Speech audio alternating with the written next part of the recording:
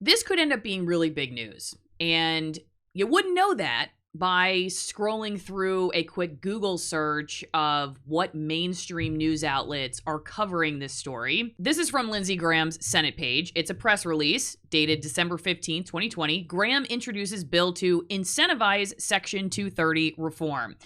U.S. Senator Lindsey Graham today introduced legislation to push Congress to take action on Section 230 reform. The bill would sunset Section 230 protections for big tech companies on January 1st, 2023. Sunset is a nice way to say kill it.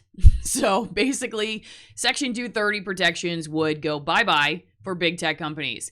And this is a quote they have from Graham. The time has come for these largely unregulated big tech giants to either be broken up, regulated, or subject to litigation for their actions. It's time we put the Section 230 protections these companies enjoy on the clock.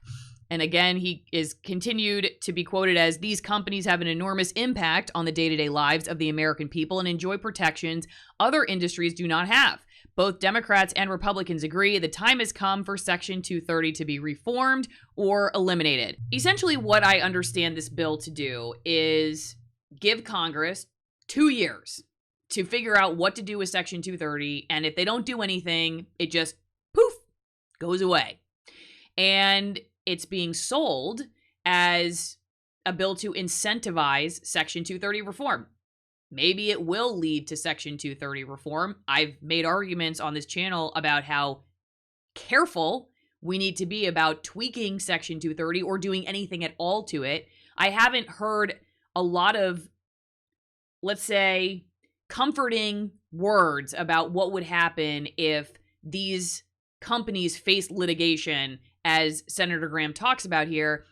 It's highly likely, and given what people like Jack Dorsey have said, that if they are opened up to litigation, little folks like myself are going to also sunset from the internet, because they're going to then be at risk for what people like myself say. Now, what that's going to potentially look like is that people who are already kind of in the power class or the establishment class, which I would consider low risk for a search engine like Google or for a platform like YouTube or Facebook or Twitter, they're going to remain. They also have attorneys that can fight any kind of encroachment on what they would consider freedom of speech. But people like myself are not going to have those options. And I am curious what happens to platforms like Rumble or Parler, which, thank you to everyone who told me that now the vernacular pronunciation of what was originally parler, to speak or talk in French, I was a French major in college, is now considered to be parleur. So I'm sorry if I have said it incorrectly, and I'm sorry if you hate the fact that now I'm saying parlor and you're one of the purists who still says parlay. Honestly, I get nervous every time I have to say the word of that platform because I'm still confused about what it's supposed to be called. But anyway, Rumble, Parler, Locals, wherever you are, these are going to have a harder time competing with the big folks, the Twitters, the Facebooks, and maybe those companies don't care in the end. I don't know. I could see the argument both ways. I've heard people argue that these companies are subtly begging for regulation. I've also heard them say they don't want regulation at all, and that if they are pushed into a corner, that they're going to start removing speech. That's what Jack Dorsey said. He said that if 230 is removed, that they are going to start removing speech. And you're going to say, well, yeah, they're already removing speech, so who cares? But they are probably going to be removing even more speech if they are, in fact, going to be held accountable for what people like myself say. So anyway, here's a quick clip of Lindsey Graham on the Hill's YouTube channel. The president wants to take Section 230 off the table. And my idea is, okay, Democrats and Republicans are all up here yelling about the abuse of big tech. They're unregulated. They can't be sued. If they take your content down, there's no recourse. It's the only business in America that I know of that's not regulated in any meaningful sense and is immune from lawsuits. Section 230 gives them the immunity. So what I'm saying is let's put Section 230 on the clock. It's been around since 1996. It accomplished its purpose of getting the internet up and running. Now it's being abused. So I'm saying 2 years from now, 2 years from January 2021, Section 230 will expire. That will give Congress 2 years to find a way to reform it or replace it, or it will die. The Hill is one of the few places I was able to even find out about this. I was actually watching that video, which was about something totally different, and that just kind of came up at the end of the other question the reporter was asking about, and I was like, wait a second, what is happening here? So then I Google it, and this is what I find: The Hill, Tech Dirt, and then Lindsey Graham's site, and then commerce.senate.gov, The Hill, Tech Dirt again, Next TV, Politico. These aren't even articles. These last few that I just named, they're not even, other than The Hill and the Tech Dirt one and Next TV, this Politico one's not even about it. And that's from September 22nd, so dating all the way back. So, okay, here we go. ABC News 4 has one. dailydot.com. Let's just do some more searching here. Okay. No, these are all about the defense bill. Let's just see if I say Lindsey Graham, Section 230, CNN. Let's see what comes up there. 1 month ago, 5 days ago, about the defense bill. Defense bill. Let's see if I say Lindsey Graham, Section 230, bill, CNN. I'm still not finding it. So, I don't know. Maybe I'm missing it here. For all of the complaining about what the future of the free press was facing, all these dangers under the Trump administration, when the reality was most, if not all, of these outlets benefited incredibly in ratings and visibility thanks to Trump.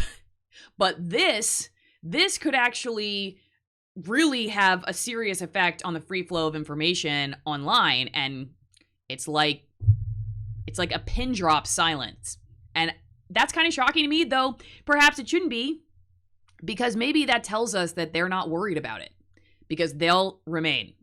And so that's why people like myself are talking about it, because we are not the corporate establishment, high-powered attorney having run in the same cocktail party groups as the social media, Silicon Valley elites and the government and whoever else.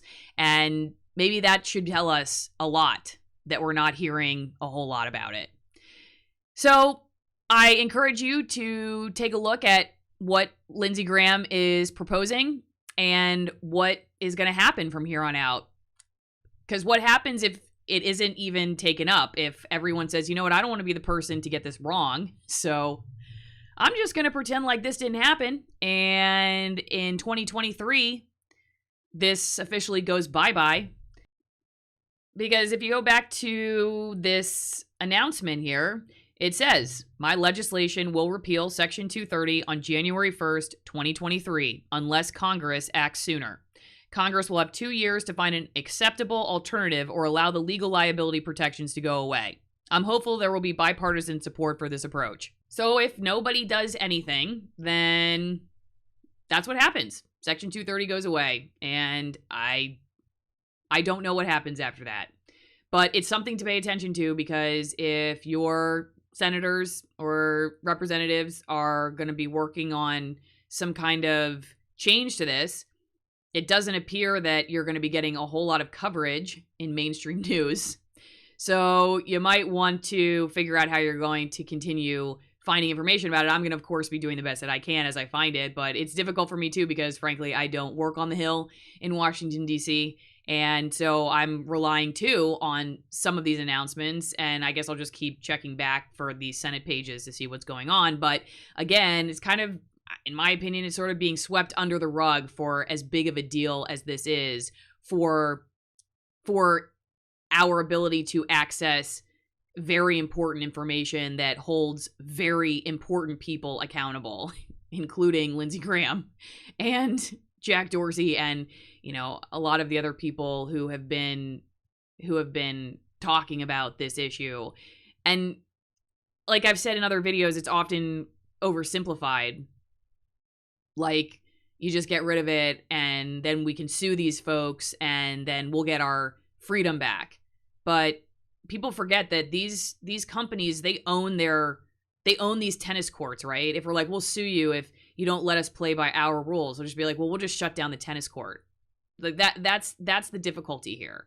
So it's really important to understand what's going on and not to react emotionally. And I say this as somebody who, again, as I've said in prior videos, I have had videos demonetized, which means that they are not recommended, and you know, the big corporate outlets often do get recommended a lot more, and so you just end up with this information oligarchy. And it's annoying. It's really annoying. But at the same time, I don't want to, you know, cut my nose off to spite my face, or cut my face off to spite my nose, or whatever the saying is. Parlay, parlor, whatever. Anyway, thanks for watching, everybody. Don't forget there are links in the description for how you can support my work. And I always appreciate your comments in the comment section. Like, share. If you're not subscribed yet, make sure you do that. If you thought you were subscribed, double check and make sure you are. And I'll see you next time.